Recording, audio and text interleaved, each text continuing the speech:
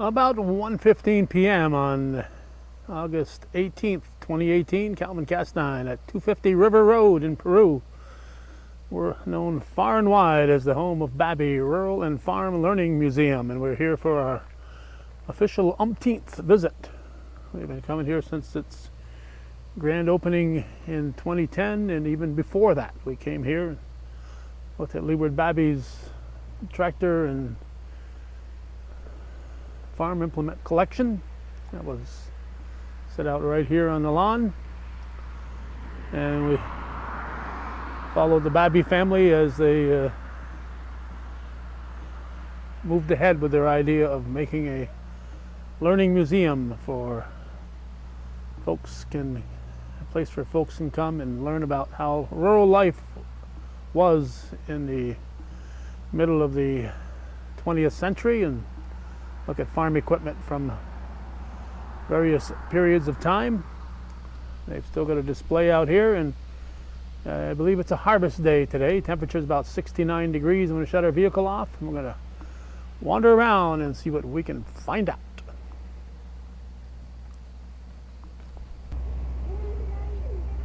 Always the danger of running into old friends that you've known for a while, and there's a young family that's expanding,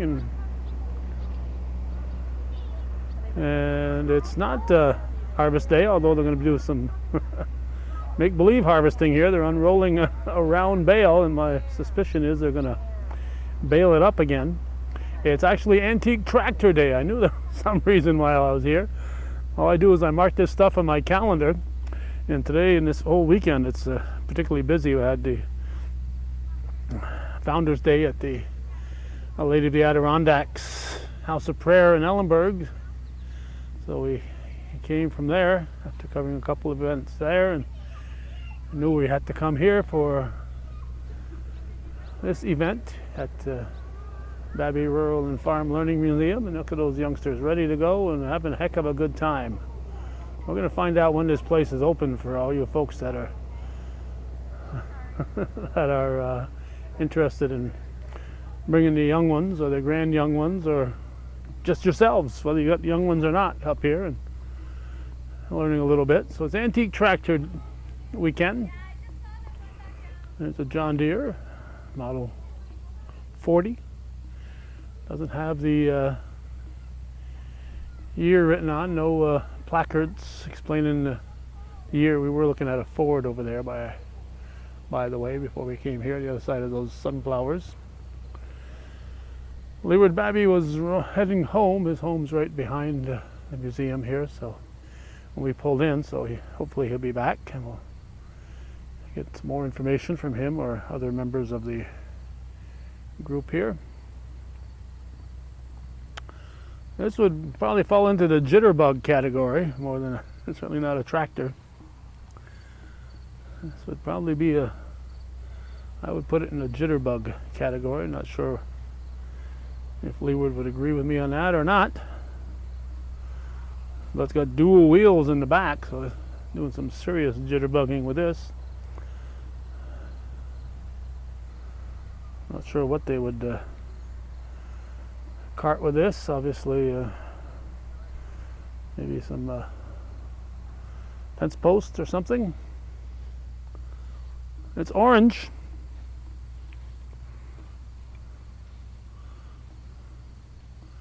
And it's a case. Wasn't sure if it might have been a Massey, but it's a case.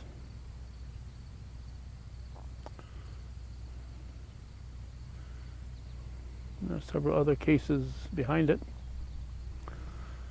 Again, I wish there's some kind of a placard on these to tell us what year. And in this particular case, we don't even know what model.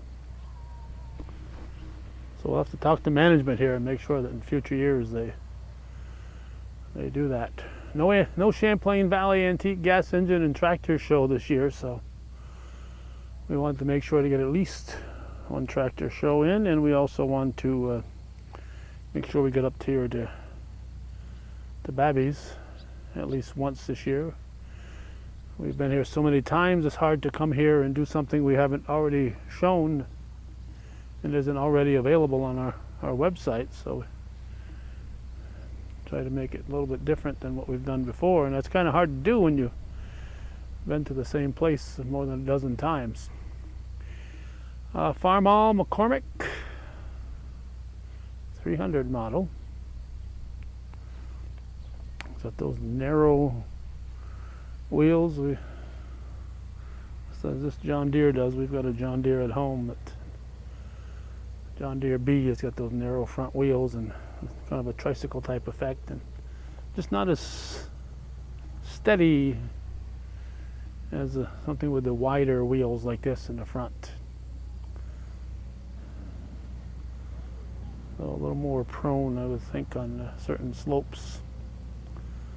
The tipping, this is owned by Dale LeBombard from Saranac, a board member here, and man is always doing something. If he's not here, he's doing at a tractor pull somewhere. It's a 1955 Farmall 300. And we'll be looking around the grounds. That building over there is really growing. The corn is doing exceptionally well. And the corn's got to be well over 8 feet tall. 57 Farmall, a 450. High clearance. You can drive over your crops without crushing them here. And it's a Dale LeBombard tractor. As you can see, he puts a lot of care into all of his tractors, and here he's looking really sharp.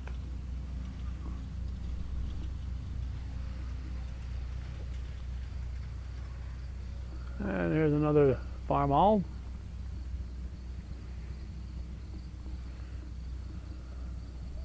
With the front end loader.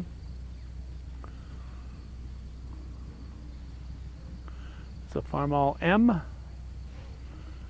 There were M's and there were Super M's, which was just a little bit bigger, as was the case of the H and the Super H.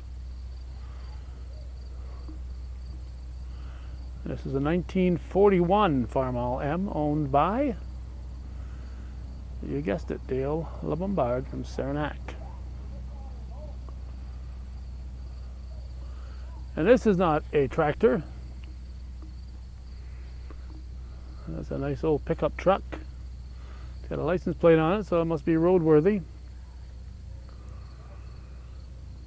Let's see if the sticker will tell us what year it is. It says it's a 1941 Chevy pickup.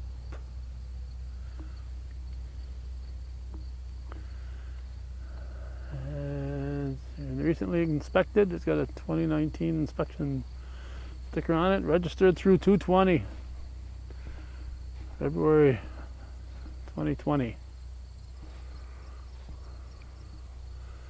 Got the corn, some baled hay, and pumpkins. They're autumn-looking fruits and vegetables there. Vegetables in the back. Got a little remnant of a rake. I'd hardly call that a rake, but it once was, I guess.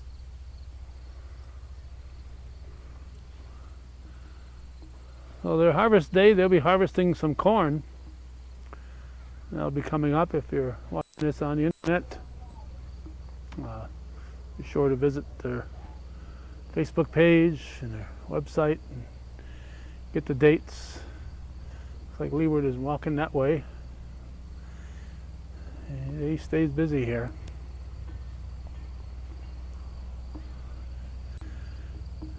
I'm not sure when we'll put this on cable TV. It may even be after their season is over with. We try to squeeze things on, squeeze everything on, and sometimes tours like this get pushed as we get other things that kind of need to be on in a timely manner. And since we get as many people viewing these videos online as we do on cable, we figure that if they're on cable in a timely manner, that that's fine, but they're certainly on the internet in a timely manner. Here's a John Deere A.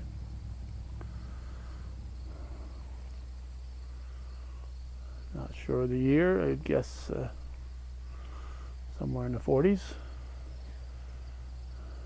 This also is a John Deere, and it's an A. Got the metal seat as opposed to the big soft cushiony seat here. Underneath that seat is usually the battery. No battery under this one. And this one's got just a single wheel in the front.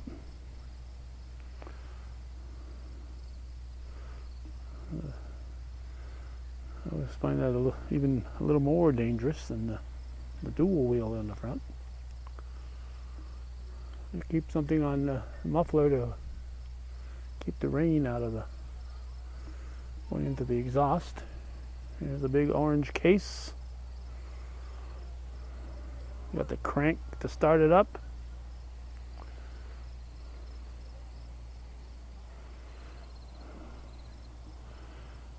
I don't think we ever had a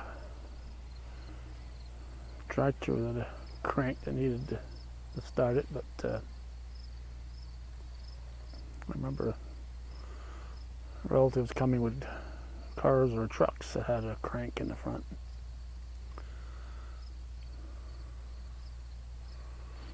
Another orange one, but this isn't a case. This is an Alice Chalmers.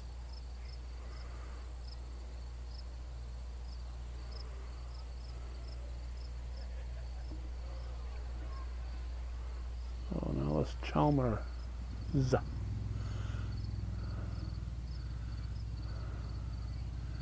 Yeah, you put in 8 hours bouncing that little seat there, and you know you've put in a full day's work. But you didn't put in a full day's work. You had to milk your cows in the morning, milk your cows at night, and then hopefully when your night milking was done, you didn't have to go out and do any more work in the field. Nice John Deere.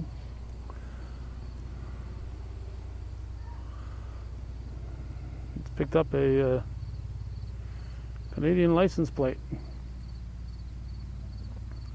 says AR for the model. I'm not familiar with that model. And the last one in this row is a John Deere B.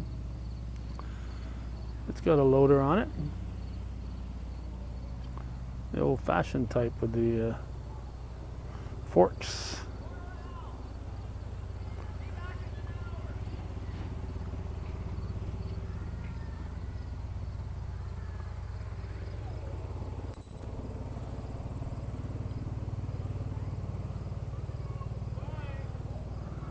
They give rides here.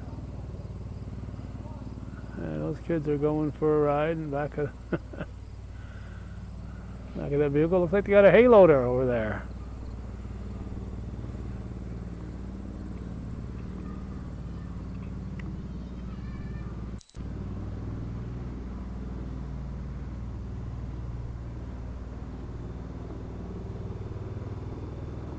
They're just going around in circles.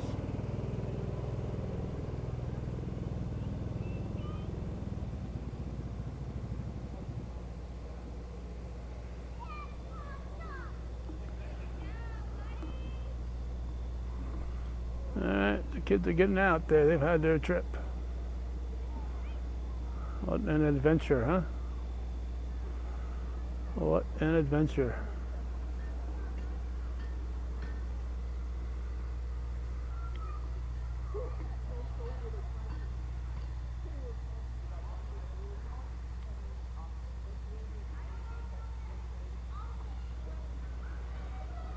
I keep a small garden growing here, just for display purposes.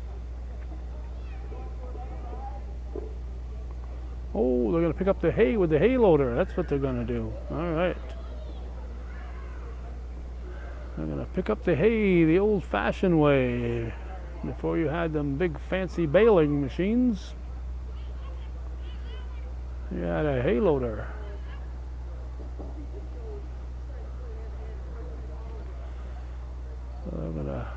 run down this trail here, pick up that hay. And they might even put it in the barn. I see the hay fork is out there. They might even put some in the hay barn today. We'll see.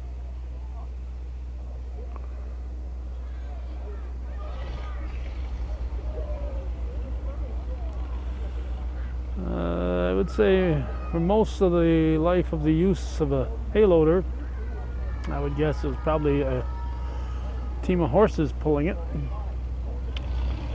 And you know, as the tractors became more plentiful in the 50s, the balers became more plentiful.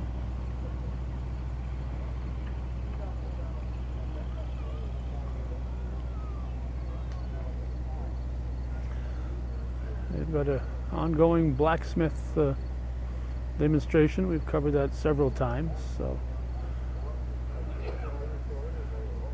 it's available on many of our previous visits here. Iron wheels on the wagon, and interesting looking iron wheels here on the hay loader too.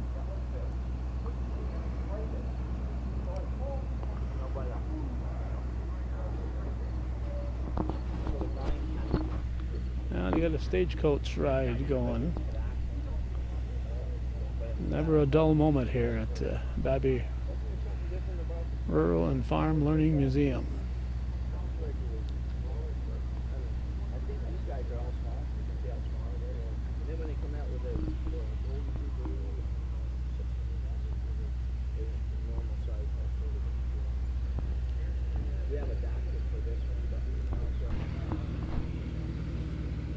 We've been told that as soon as Todd Babbie gets back here, Dave Babbie says they're gonna, they might even start it up now and do a special one for us here. We'll see.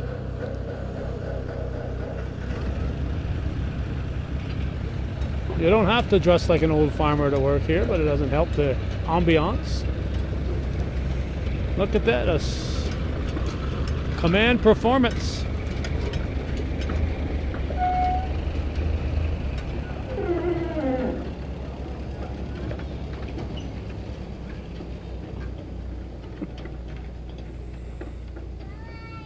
Hi. So they'll be coming through here with the hay loader, and one of the things you have to look at when you come here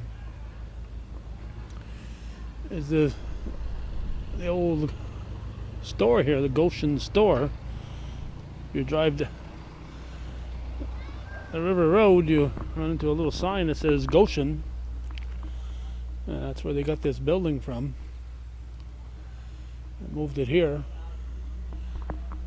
And they fancied it up pretty good. I don't think it maybe never looked this good in its original heyday. But they've put a lot of work, and over the years we've seen this building in different stages, and this is the first time we've seen it all painted up and ready to go. I'm going to do some thrashing while folks are here. Covered thrashing before, so we asked them to do the hay press. They're going to have a hay press going very shortly. So we're going to ask a demonstration in the hay press. That's a new item here at Babbie's Museum. And while we're waiting for the hay loader, we're going to turn and walk inside. Actually, I guess we'll come in from the other way, inside this building. Yeah, you can have many rides. Come this way. Honey, this way, please. All right. You guys stand right here next to the tire. All right, there we go.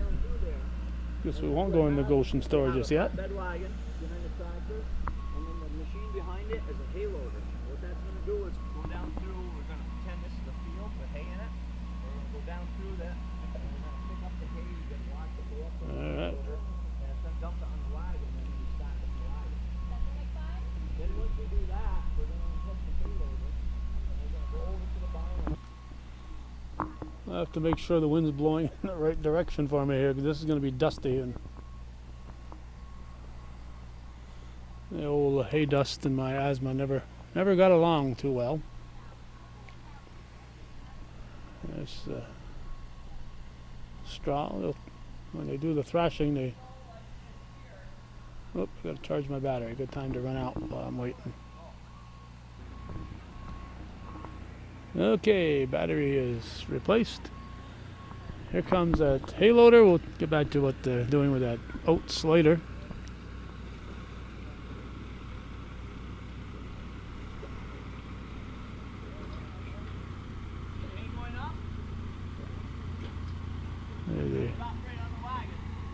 There.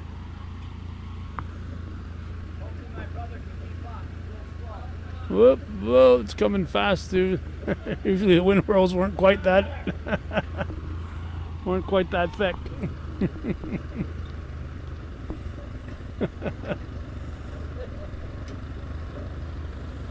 So the hay later, I should point out that most farmers did not go down with a soft ice cream cone. That's not authentic. The hay loader runs over the hay and scoops it up and carries it up here with a hard-working guy on the wagon. How we doing? Never worked for the Amish. They'd have that all done by now. Phew. It's dusty. Again, we'll show the angle here of the this hay that's left behind. That's when your dump rake would come in.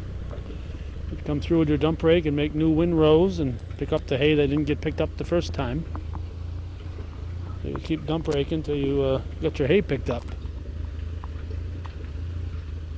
I didn't want to leave too much in the field. Okay, so this one here, obviously,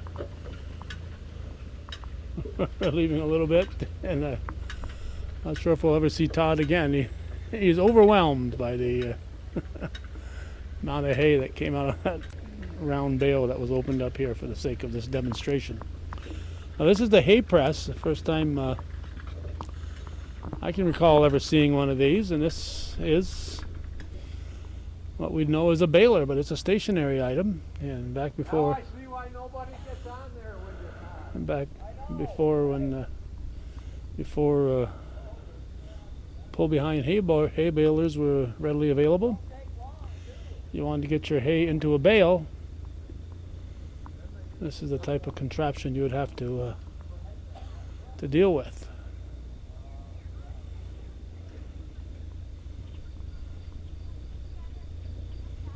So it's going to make a square bale.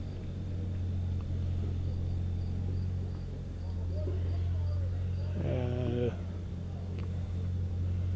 I'm looking at it here. It looks like you throw the hay in up here, and this little thing here pushes it down and helps compress it. And when it comes out, it's a bale. Looks like they've got straw in there right now, so they may have been baling straw. What we were talking about earlier with the oats is what the thrasher does is take off the grain, the oat grain. It shakes around, all the grain comes off, and what you're left in with is the shaft, which is what we know as straw. So the farmer would get the grain off, the oats, and he'd have that to feed to his cattle, and then the straw would be used for bedding. It would bed the cattle. So nothing ever went to waste on a farm. Everything had a purpose. These contraptions are run, as we can see here also, by a belt. This belt here is not twisted. So it depends on which direction you want that wheel to turn. If you twist the belt, like this one here is, the wheel turns in the opposite direction. So it depends on which way you need that wheel and the gears and everything to turn. So on the thrasher, the belt is twisted, and on the hay press, it's not twisted.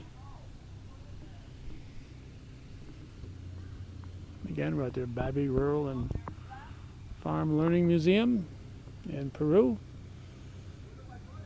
They must really do Leeward Babbie's heart good to know that his family has gotten behind all this and is working to keep his dream alive here. It's really a family affair. So you see Todd heading up into the haymow. So I'm not sure if they're going to do some hay pressing or if they're going to put it all into the barn. Or maybe they're going to do the thrashing and then use the straw to bale. I'm not sure what their lineup is. We're going to get a little closer. Oh, they've moved the wagon.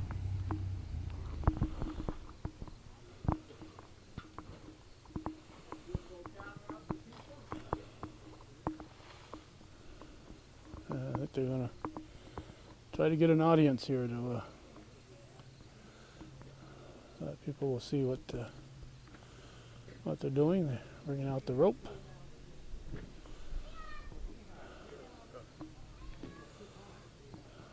On our farm, there would be a horse at the end of this rope, and the horse would pull the rope. My job as a 4 or 5 year old was to sit at the end of the hay barn, and when the people in the barn said whoa, I'd holler whoa to the guy who was on the horse. Not on the horse, but was walking the horse. So I'm not sure if there'll be manpower or exactly how they'll pulley this up there, but they're going to do it as soon as they get an audience. The top part of the barn. That's where you store it for the winter time. Dave's explaining. Down, feed your cows and horses in the winter time, even in the summertime. So before they had this forklift, that's the rope we'll be pulling. The big rope, baby. Uh-oh, these guys are going to have to work.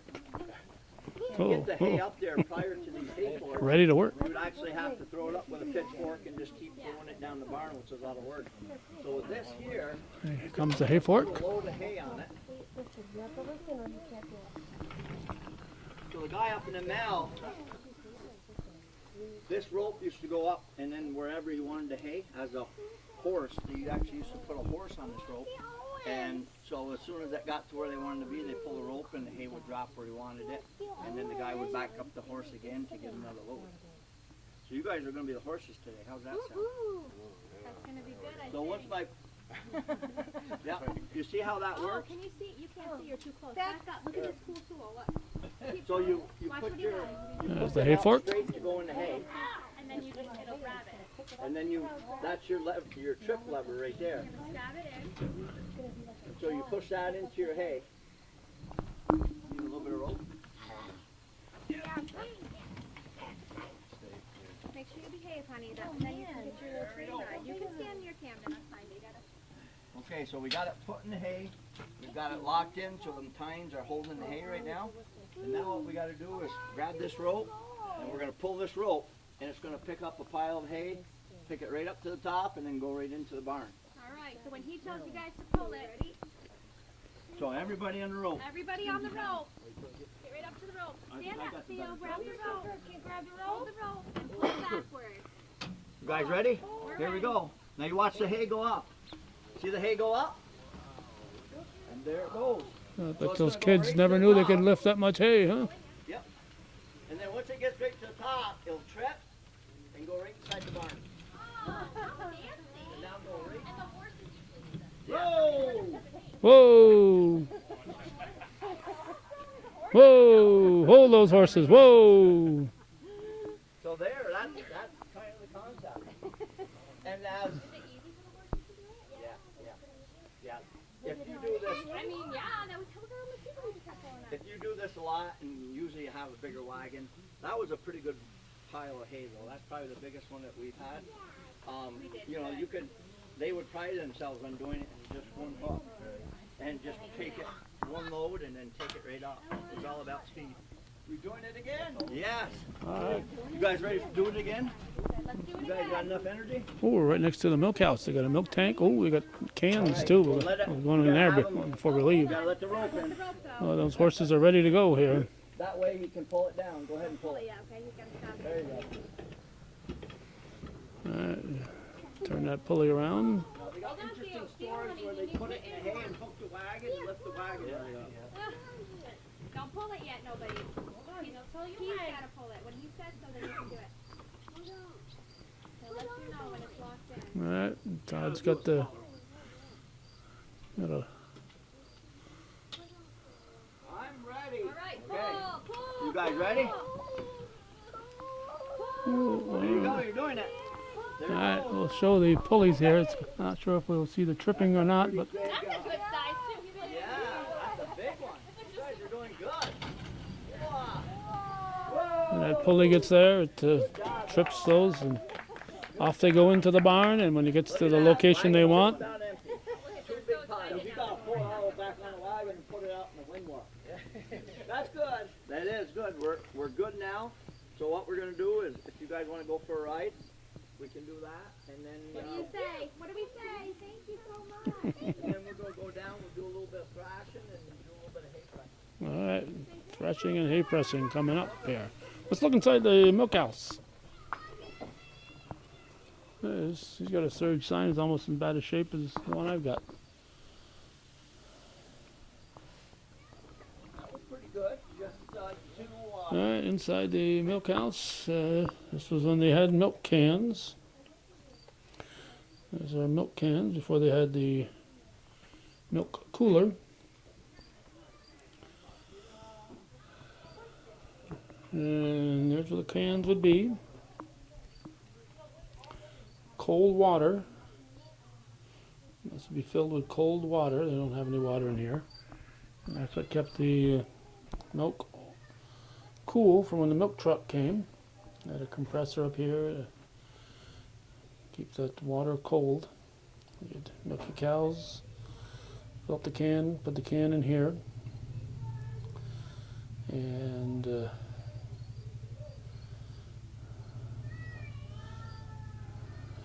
lift them up 3-4 feet to get them into the cooler.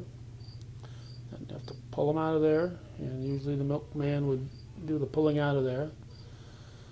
The typical milkman was in pretty darn good shape. He'd come out here, grab whatever cans you got, lift them out of here, lift them onto the truck, bring them to the milk plant, lift them off the truck there, dump them, and get your cans back. I don't know if you needed 2 sets of cans. I don't think he'd bring them back the same day. He probably brought them back the next day and replaced them. So you had to, I would guess, you had to have 2 sets, but I'm guessing at that. They got pictures here demonstrating different things. This is a strap for holding a milker on the cow.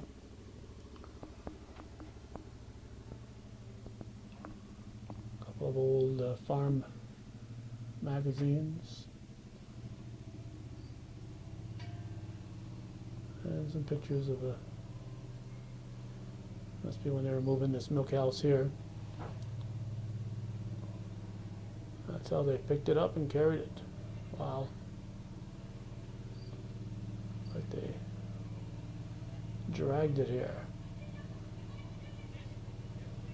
There's where the original home of this building was.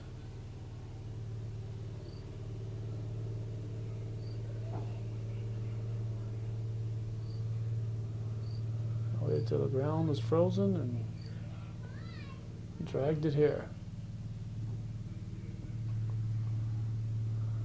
De Laval and Surge. De Laval mainly before Surge. When Surge came along, I think there was less and less De Laval. There's a cream separator.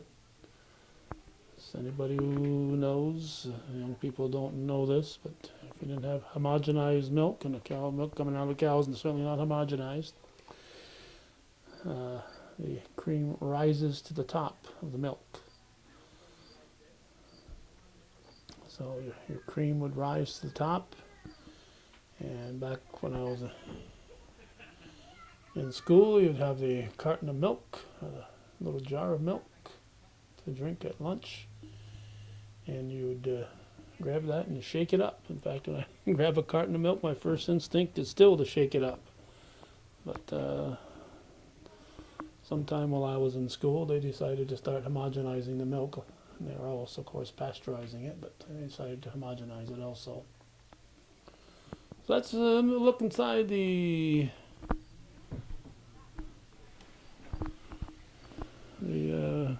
little milk shed here. Called the milk house. It looks like they're reloading the hay. I'm leaving.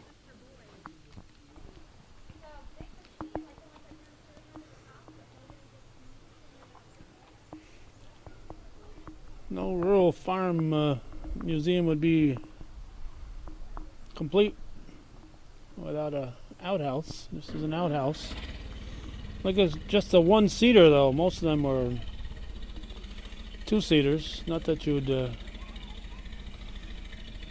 have company when you're in there, but most of the time. I can't speak for everybody, but that allowed you to disperse the waste in a wider area. I won't go into too many details here. Here's the Goshen store and how it was moved. Looks like there's starting to do some thrashing, so we're going to walk through the Goshen store to peek out the window here. As we're recording this here in 2018, Clark Herdick is working on the old Falcons drugstore in downtown Champlain. And that was an interesting building when you'd walk into it 60 years ago. Well, Dave's loading the hay, the oats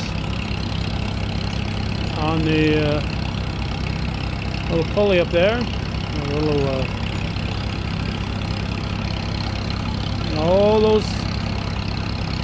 all those wheels are turning, those gears are meshing, and all this stuff going on. But you can thrash the oats. You can see the stuff flying in the air here. They're making oats up there where that youngster is. There's a bag there gathering the oats. Or not. Yeah, are they just dropping the oats on the ground? Maybe. I don't know.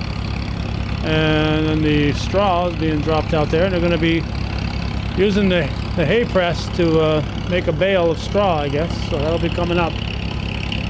As we've said before, our asthma and all the dust on a farm just don't work well, don't play well together. So I try to avoid the dust when I'm covering what they're doing here.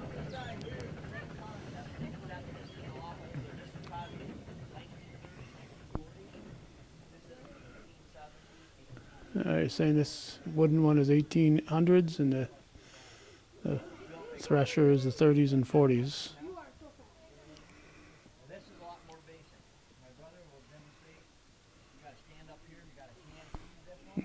So Todd's going to hand feed it here.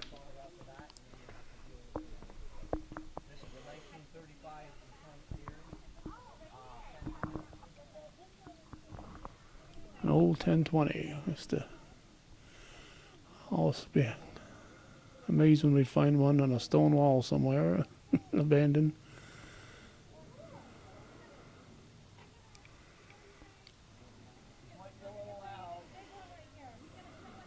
One thing they're always conscious of is the kids here. You come here when you got little ones, keep track of them.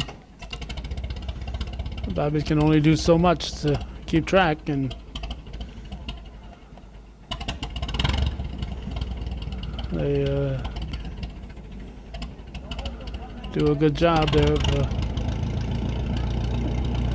educating the kids without putting them in a situation. Okay, so he's going to hand feed this. This is a one from the 19th century in the 1800s.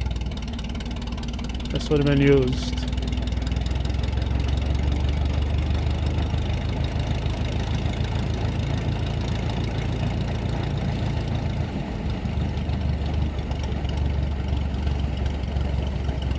Straw coming out the back. Looks like the oats is coming out here. There we go.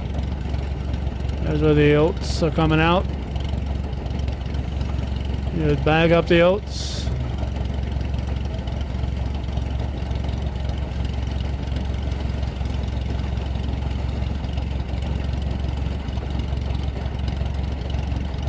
That would be grain for the cattle.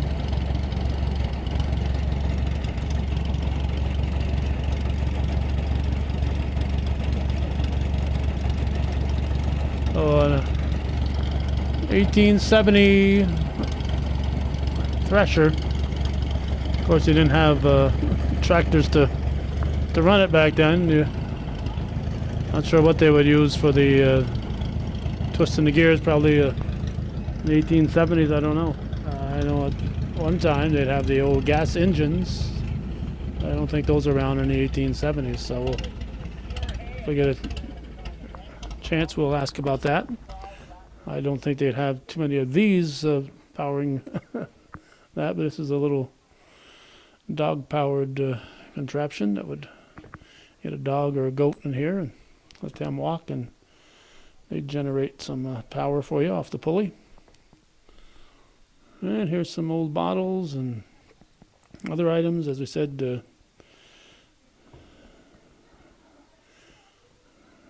Clark Hurdick is restoring, actually not restoring, he's changing it all.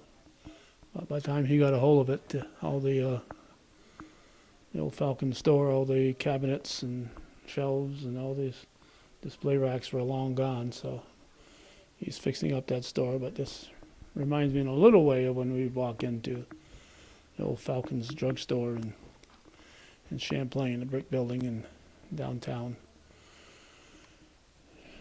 Champlain on Main Street. This is inside the Goshen store. They've got an old post office thing set up here too. It's an old-fashioned scale. A little antique cash register. Got bags of stuff and different canned items. Sounds like they're starting up. We're going to have to head out. Linens available for the ladies.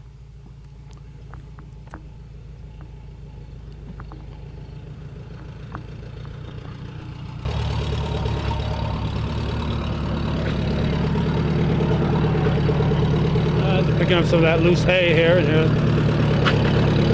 they come a baling. Hay press.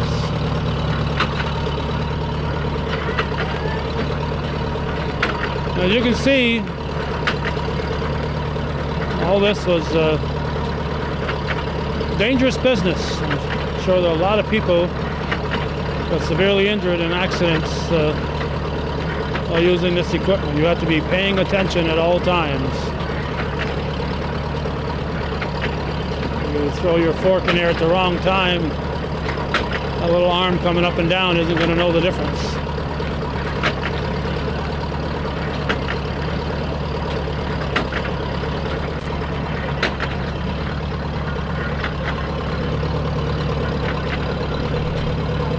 Oh, a hay press. Before you had hay balers, you needed a bale of straw or hay, you'd have to find something with one of these to press it for you.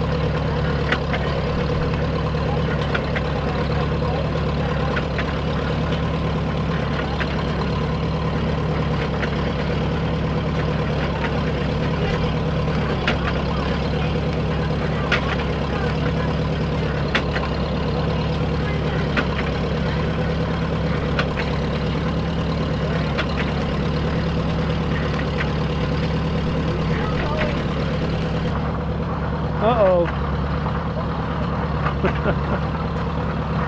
They're gathering up the oats.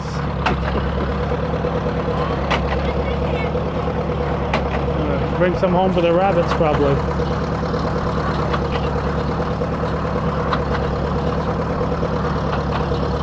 So there's your hay press demonstration.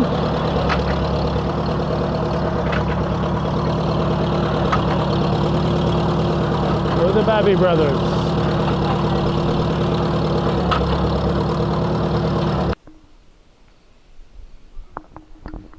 Everywhere you turn at the Babbie Rural and Farm Learning Museum, there's something interesting going on. Up there, looks like they've got some plows and so on. Other farm implements.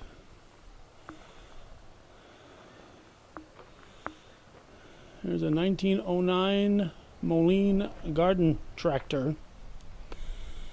This isn't to mow your lawn here. This is to till your garden.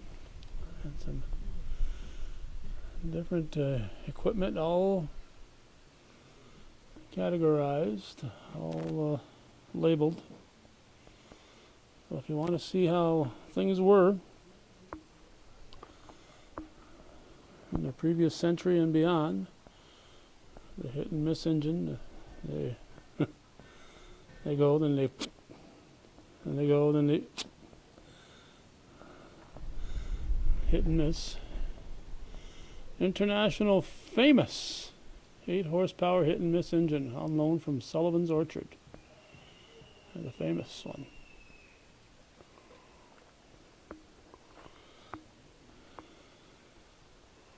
So you can go upstairs to look at the old equipment in the loft.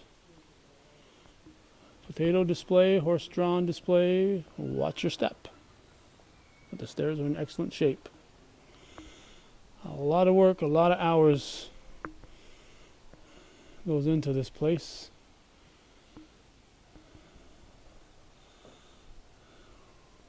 There's a few horses over here in the stables. A chicken. I think this chicken's trying to make its way to China here. Really digging down. Different chickens.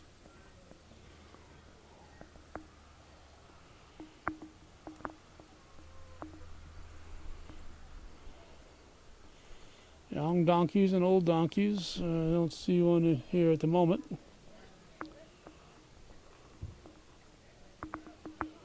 We're making our way back from that demonstration area.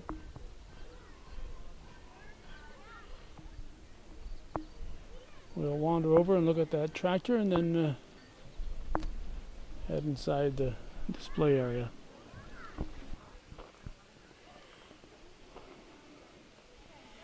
There's a Farmall Super AV Cultivision. You could cultivate your crops that are already growing. Come down, and it was of course more popular before people started spraying their crops for weeds. Your corn would get up to a certain level and you'd come through and cultivate between the rows to kill all the grass and the weeds between the rows of the corn rows. That's the type of tractor would come in handy for that type of operation. Well, there's a sign that's more than a few years old. Happy 70th birthday, Leeward. That has to be a decade old. This looks like a workshop. I don't know if this machine here conked out while in operation. It looks like they were harvesting some oats and yeah, froze up on them. So they'll be working on this to get it back in operation. keep all this old equipment operating. It takes a lot of time, a lot of effort. And again, all the buildings they put up here, just an amazing, amazing effort. That's materialized thanks to the Babbie family and other people who have joined their group. They're always looking for more volunteers, so if you're interested, it's a non-profit organization. Check their Facebook page or their online page, and I'll look them up in the phone book and give them a call. They could use all the help they can get.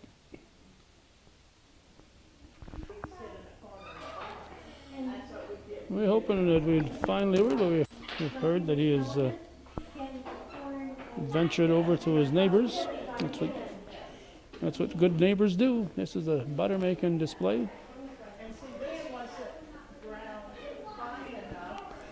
Always demonstrations going on. We're going to try to get the hours before we leave here.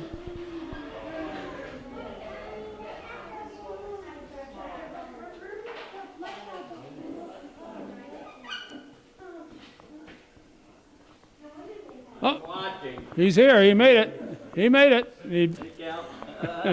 He brought his sidekick with him. Don't worry, I'm not parked on your lawn. Leeward, I hate to tell you this, but when you were putting on your mascara this morning, you missed a little bit. Yeah, I was careless.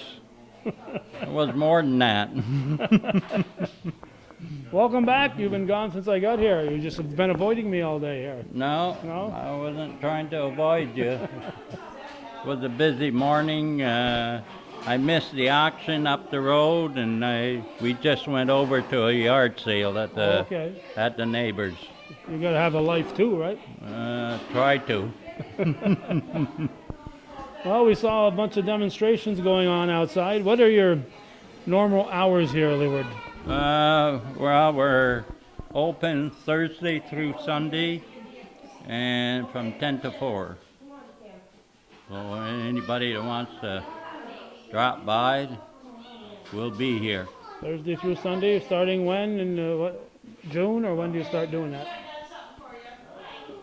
I didn't get you. You start in June? When do you start those hours? Oh, May and June is only the weekends. Then for 3 months we were open for 4 days for the tourist people. And October, it's only one weekend, but we're down to the weekend again. Okay. 3 months of each. Yeah. So, yeah, it keeps us going. Anything old and exciting you got this year? I just saw the hay press. That's different. Yeah, David just brought that in this morning. I haven't seen it. Did you see it being demonstrated? I saw it before you did, yes. Well, nice. That's nice, huh? Yeah. Yeah, I guess I have to go out there and see how it works. Yeah. So. Now the old, you got an old thrasher from the 1800s. Yeah. What operated the belt on that? Do you know? Before what we have on it? Yeah, obviously didn't have a 1920 tractor in 1880. I think the way it's set up, maybe a hit-and-miss engine could operate that. So when did hit-and-miss engines come into existence, do you know? Very early 1900s. Yeah, but that thrasher was from the 1800s, he said, so it must have had another... Oh, yeah, I know. I had one set up before, the old one. Yeah. Right up there. Okay, but how'd the wheels turn? How'd the gears turn if you didn't have a tractor to do it, or a hit-and-miss engine in the 1800s? No, it was a horsepower. Okay. Treadmill. Like the little dog treadmill we saw in the yeah, that's one up there. Oh, it's a treadmill up there. Okay. Yeah. Okay. We put it up the horse in or storage. donkey in there, and that would just make the little treadmill, and just like somebody walking on their treadmill at home, the horse would get the exercise. Yeah. All they do is walk. Just walk and turn the big wheel. Yeah. Yeah. Now, are you still taking stuff? I know you have taken loans and donations and stuff? Yeah. It looks like you're pretty well bursting at the seams here. Yeah, we are running out of storage room, and we try to change some of the displays every year. You see, we brought the wagon in. Yeah, I see that. Yeah, that's a Studebaker wagon before they got into cars. Yeah, Obviously. yeah. So, but are they still? Do you want something that you just haven't? If you've got 3 or 4 or something already, you're probably not looking to get another one, even though if somebody wants to donate it. Huh? It's difficult. Of course, I have a problem saying no, so. Well, you like to see this stuff preserved. That's why you got into all this. That's why you started collecting. That's my goal, to try to preserve as much as I can, but I guess there is a limit. As your wife and kids tell you. Yeah, yeah. Well, let's just wander around the building here and walk and talk and walk. All right. I can do both. As long as I'm not chewing If gum. I can. Anybody explain the display in here this year? Not yet. That's why I'm here. Well, of course, Peru has a lot of orchards, Yep. and we thought we'd set up an orchard display. There isn't a whole lot of equipment. It's not like a dairy farm or anything, Right. but you know, sprayers were very important. Okay, that's a sprayer. Okay. Yeah. Any idea on the era of that? It says on it, somebody probably did some research on it. 1920. 1920. It might have been pulled by horses originally. Then they cut the pole like anything else and put a tractor on it. But we have a dozer in front of it because most of the orchards weren't tiled at the time. And in the spring it's awfully wet, and tractors would get stuck or whatever, and so they did use dozers in the orchard. Yeah, and that sorter. Yeah, let's go over there. Let's go around and get an angle on it here. A little different than what I saw at Shazy Orchards a few years ago, but it's very similar. This came out of Burroughs Orchards, Old Doc Burrow. This was the first sorter in this area, 1924. So They put them on over here. This over here is where they put them on, is it?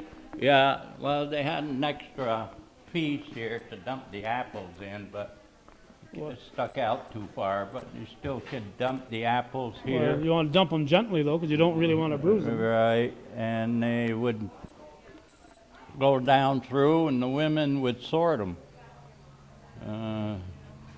Actually, the machine, when it runs, it would sort the sizes. Certain sizes would Certain shake sizes out, would come down, and each, and then they'd gather there. Then they'd put them in the. then they would put them in crates or boxes or whatever for shipping, maybe, or storage. Yeah.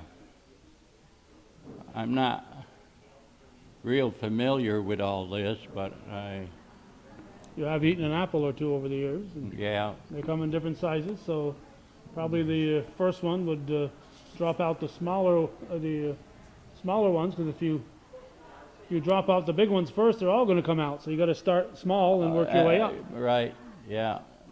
So take the By smaller- adjustment there. Maybe someday we'll get ambitious enough to actually run this thing. Yeah, you see the. Yeah, there used to be a hit and miss engine on it. Then they went electric, of course.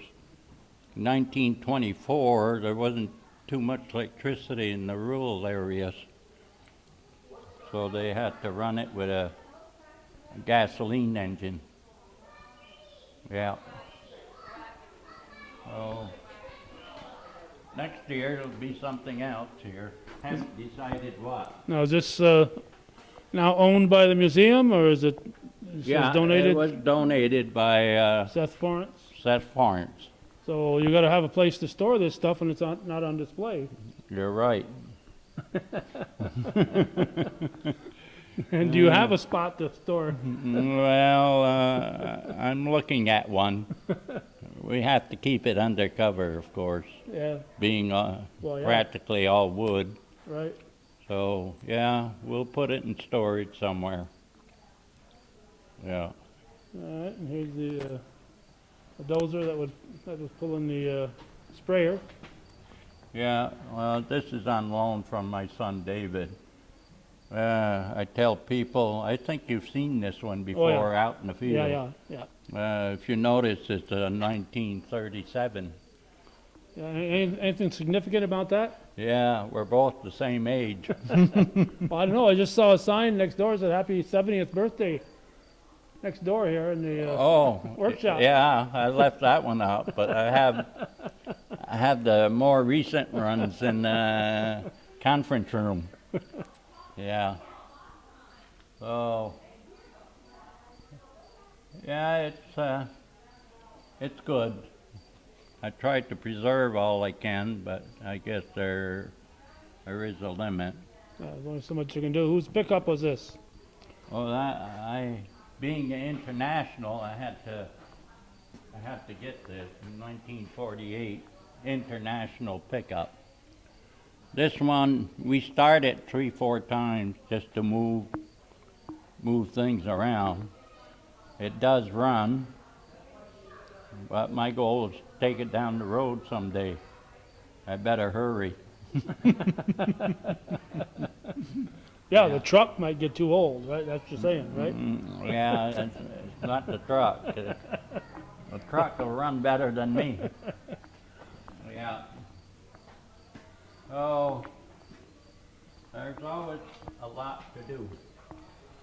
Yeah, it's amazing and you guys don't do work just to get it done. You looking at the stairs you got put up to go up into the loft over there. It's it's all well done. You don't just do it to get it done. You do it and do it right.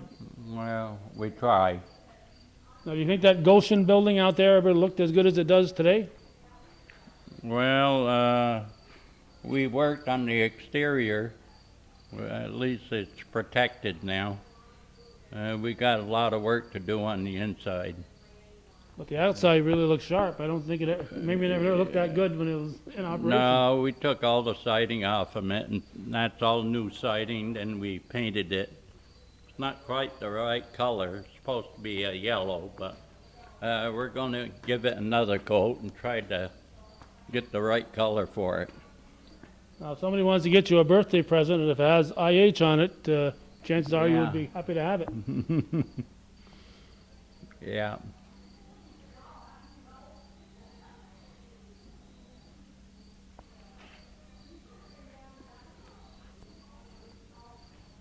And you got some old tools here and some gas cans and so on. Probably the oldest display right there. The old tools, the thing is the oldest display of what stuff they have here.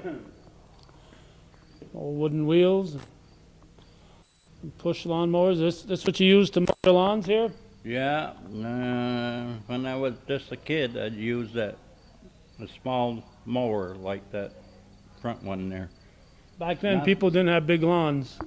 Well, they seem awfully big when you're a kid. Yeah, I know. But you look at everybody's lawn now, you try to imagine mowing the lawn you got here. Yeah, they mow acres now. Yeah, that's right. No, Yeah, so it's stuff you can do because you got a nice riding mower that you couldn't do 60 years ago. yeah.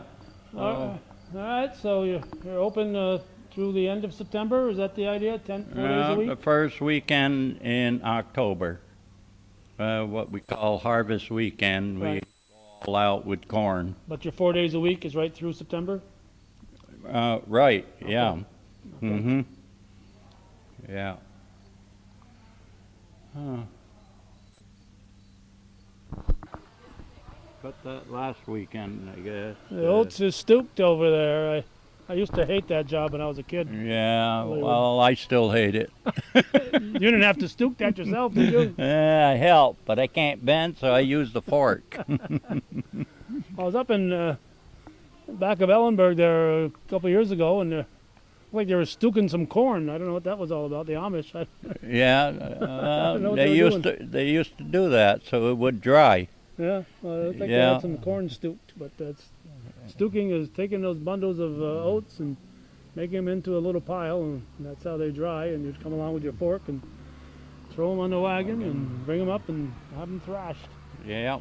Now, I'm not sure what year it was. I'd read an article in the North Countryman from John Ryan, and who now operates the thing called the Peru Gazette online. Yeah. But John had done an article here on Leeward, and so I said to Gordy, I said, we got to go down there and talk to Leeward. And I think at that time, I'm not sure if that time you were thinking of this museum, or Well, if it was, I I'm not don't sure know. if you said it out loud or not. I just had all these tractors, figured I'd put a cover over them, and yeah, John was the first one to come. That was before the museum was open. Oh yeah, definitely. Because I remember in 2009, we're on River Street, and you and your nephew came over and said, we're going to do it. We're going to have a non-profit Yeah, corporation, and by 2010 you were open. that's right. 'Cause we're- Yeah, June 2010 when we opened.